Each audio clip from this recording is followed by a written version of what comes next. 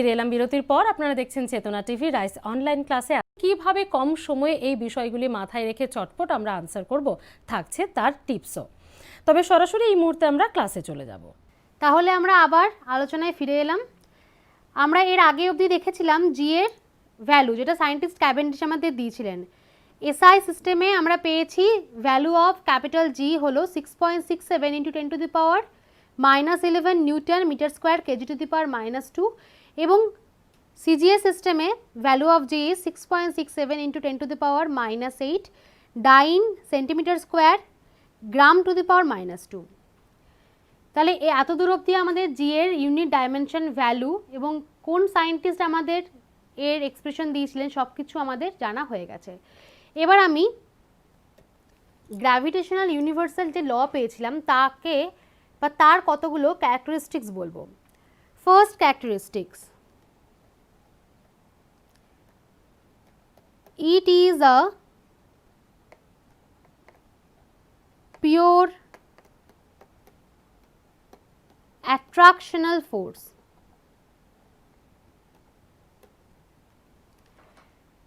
আমরা যেটা পেলাম যে মহাবিশ্বের বা ইউনিভার্সে যে কোনো দুটো অবজেক্ট একে অপরের ওপর বল প্রয়োগ করছে, এই যে বল সেটা কিন্তু পিওরলি একটা অ্যাট্রাকশনাল ফোর্স। নন কন্ট্যাক্ট ফোর্স অনেক ধরনের হয়, তার মধ্যে যে গ্র্যাভিটেশনাল ফোর্স সেটা কিন্তু পিওর অ্যাট্রাকশনাল ফোর্স, এখানে কিন্তু রিপালশনের কোনো জায়গা নেই। আমি আরেকটা তোমাদের এক্সাম্পল দিলে তোমরা বুঝতে পারবে। যেরকম ধরো দুটো ম্যাগনেটকে আমরা পাশাপাশি রাখছি, দুটো ম্যাগনেটের অপোজিট পোল অ্যাট্রাক্ট করবে এবং সেম পোল রিপিল করবে, মানে এটাও কিন্তু এক ধরনের নন কন্ট্যাক্ট ফোর্স হওয়া সত্ত্বেও এখানে অ্যাট্রাকশন এবং রিপালশন দু ধরনের বলই কাজ করছে। কিন্তু গ্র্যাভিটেশনাল ফোর্স হলো পিওরলি অ্যাট্রাকশনাল ফোর্স, এখানে রিপালসিভ ফোর্স বলে কিছু হয় না, কোনো কিছুর অস্তিত্ব নেই। ইউনিভার্সের যে কোনো দুটো বস্তু একে অপরকে সবসময় গ্র্যাভিটেশনাল ফোর্স দিয়ে অ্যাট্রাক্ট করবে। নেক্সট,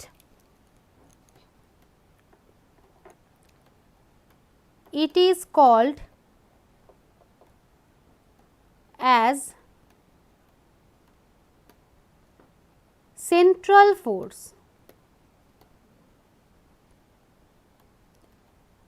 এটাকে সেন্ট্রাল ফোর্স বলে। কেন বলে একটু দেখে নিই। আমি যখন প্রথমে যে ডায়াগ্রামটা ড্র করেছিলাম সেখানে দেখবে এরকমভাবেই করেছিলাম, দুটো বস্তু এরকম ড্র করেছিলাম এবং এদের দুজনের মধ্যে যে ডিস্টেন্স সেটা কিন্তু অ্যাকচুয়ালি আমি এরকমভাবে ড্র করেছিলাম। তার মানে এখান থেকে দেখতে পাচ্ছি যে অ্যাকচুয়ালি যেটাকে আমরা বলছি the distance between two objects, সেটা আসলে the distance between the centres of two object. দুটো অবজেক্টের সেন্টারের মধ্যে যে ডিস্টেন্স, গ্র্যাভিটেশনাল ইউনিভার্সাল ল হলো তার বর্গের ব্যস্তানুপাতিক। তার মানে এখানে যে ডিস্টেন্স বা আরটা আমরা নিচ্ছি সেটা অ্যাকচুয়ালি দুটো অবজেক্টের যে সেন্টারের মধ্যে ডিস্টেন্স, এই কারণেই এটাকে সেন্ট্রাল ফোর্স বলা হয়। তাহলে এটা হলো second characteristics of this law. এবার আমরা থার্ড ক্যারেক্টারিস্টিক্সের দিকে যাব।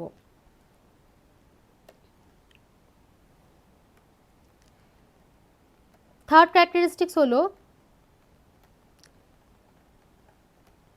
it obeys inverse square law। এই লটা ইনভার্স স্কোয়ার লকে ওবে করে, মেনে চলে। তো সেটা আমরা ফর্মুলা থেকেই দেখেছি, আরেকবার মনে করিয়ে দিই। দেখো আমি লিখেছিলাম F G proportional to 1/r²। এই যে 1/r², এটা মানে কি? স্কোয়ার, আরকে স্কোয়ার করছি, তার ইনভার্স করছি। তাহলে ফর্মুলাতেই আমি দেখিয়ে দিয়েছিলাম যে F G proportional to 1/r², এটা আর এর বর্গের ব্যস্তানুপাতিক, সেই কারণেই আমরা বললাম যে এটা ইনভার্স স্কোয়ার লকে মেনে চলে। এবার আমরা যাব fourth characteristics of this law.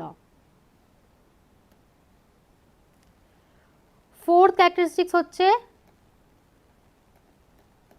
it is also called as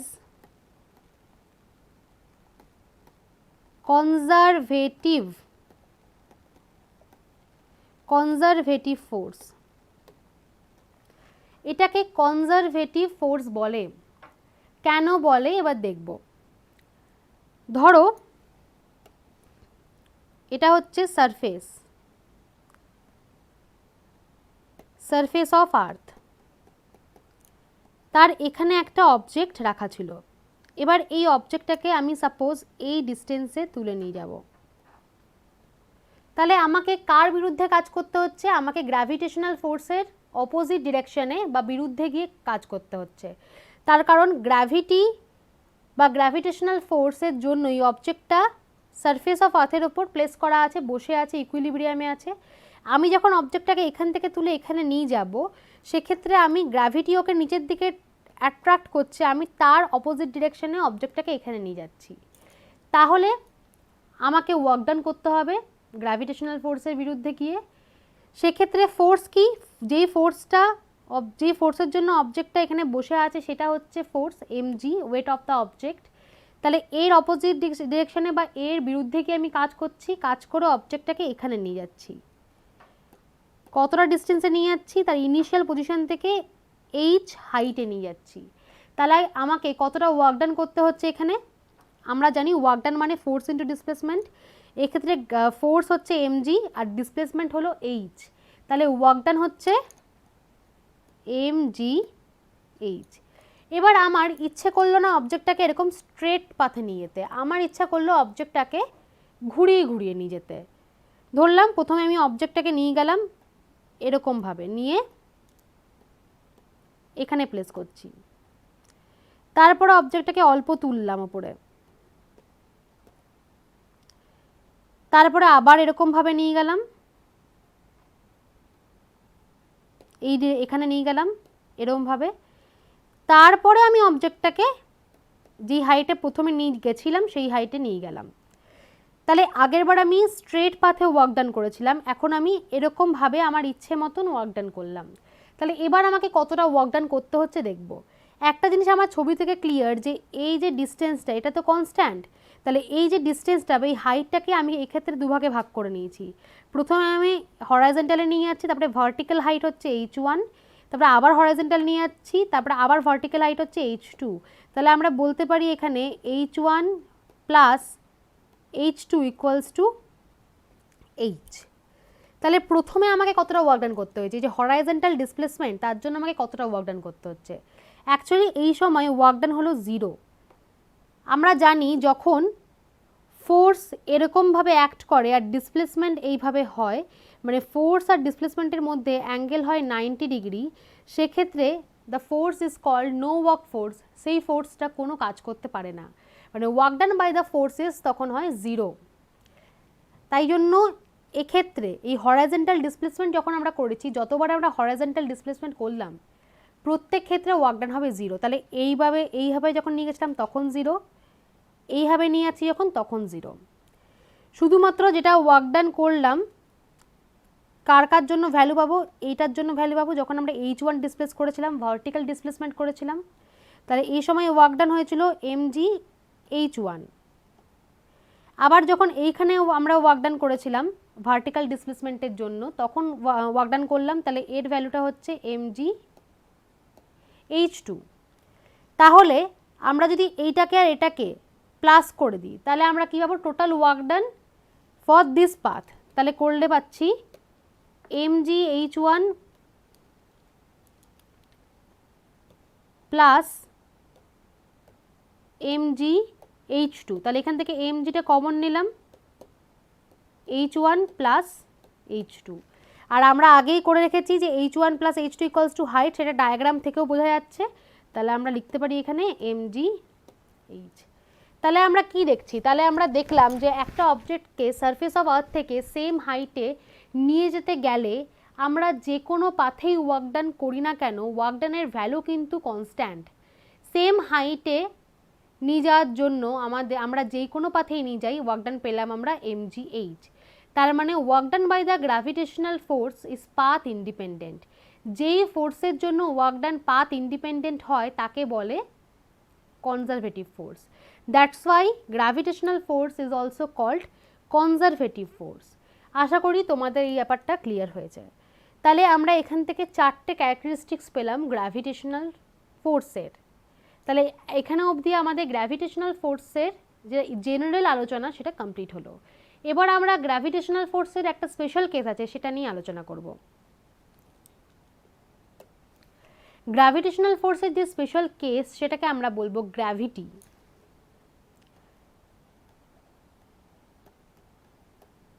gravity কি? এটা হচ্ছে আর্থ, ধরে নিচ্ছি আমরা এক্ষেত্রে আর্থ হলো একটা স্ফিয়ার, যদিও আর্থের শেপটা স্ফেরিক্যাল নয় পুরোপুরি, তা সত্ত্বেও আমরা আমাদের সুবিধার জন্য প্রথমে ধরে নিচ্ছি আর্থ ইজ আ স্ফিয়ার। তাহলে গ্র্যাভিটি হচ্ছে আর্থের সারফেসের ওপর থাকা কোনো অবজেক্টকে কিংবা আর্থের সারফেসের কাছাকাছি থাকা কোনো অবজেক্টকে পৃথিবী যে ফোর্স দিয়ে নিজের সেন্টারের দিকে অ্যাট্রাক্ট করে তাকে বলি আমরা গ্র্যাভিটি। তাহলে এখান থেকে বুঝতে পারছি যে gravity is the special case of gravitational force. Gravitational ফোর্সের ক্ষেত্রেও দুটো অবজেক্ট একজন আরেকজনকে অ্যাট্রাক্ট করছে, গ্র্যাভিটির ক্ষেত্রেও আর্থ আরেকটা অবজেক্টকে যেটা তার সারফেসের কাছাকাছি আছে তাকে অ্যাট্রাক্ট করছে। তার মানে গ্র্যাভিটি কোন স্পেশাল কেস? যেখানে দুটো অবজেক্ট, যেটা আমরা আগের বার M1 M2 নিয়েছিলাম, সেক্ষেত্রে এখন আমরা গ্র্যাভিটির সময় সেটাকে স্পেশালাইজেশন করে সেটাকে নেব, M1টাকে নেব capital M, mass of Earth, আর M2 ইকুয়ালস টু নিচ্ছি এক্ষেত্রে M, এনি অবজেক্ট আর্থের সারফেসের কাছাকাছি থাকা যে কোনো বস্তুর মাস হচ্ছে M2 হলো যেখানে M।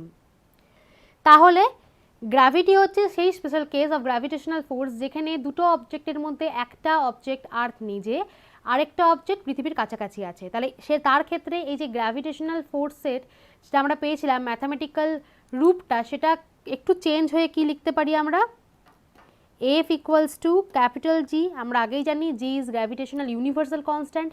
মাস যে কোনো কিছু হতে পারে কিন্তু সেটা কোনো মাসের ভ্যালুর উপর ডিপেন্ড করে না, তাহলে জিটা জি থাকবে। M1 এর জায়গায় লিখবো ক্যাপিটাল M, M2 এর জায়গায় লিখবো স্মল m বাই এখানে লিখবো ক্যাপিটাল R স্কোয়ার। এইখানে আগের বার যেটা স্মল r লিখেছিলাম সেখানে আমি লিখেছি ক্যাপিটাল R। ধরে নিচ্ছি বস্তুটা আছে পৃথিবীর সারফেসের ওপরে, তাহলে অবজেক্ট আর আর্থের সেন্টারের মধ্যে ডিস্টেন্স কি হবে? এক্ষেত্রে ডিস্টেন্স হচ্ছে রেডিয়াস অফ আর্থ। সেটা তোমরা দেখেই বুঝতে পারছো, যদি আর্থ একটা স্ফিয়ার হয় তাহলে তার সব দিকে রেডিয়াস সমান। আমরা যদি পৃথিবীর ওপরে কোনো বস্তু রাখি, সারফেসের ওপর কোনো বস্তু রাখি, তাহলে সেই অবজেক্টের থেকে পৃথিবীর সেন্টারের মধ্যে যে ডিস্টেন্স সেটা হবে রেডিয়াস অফ আর্থ। তাই জন্য এখানে আমরা করলাম ক্যাপিটাল R স্কোয়ার। তাহলে এইটা হচ্ছে গ্র্যাভিটির expression, F equals to G capital M small m by capital R square.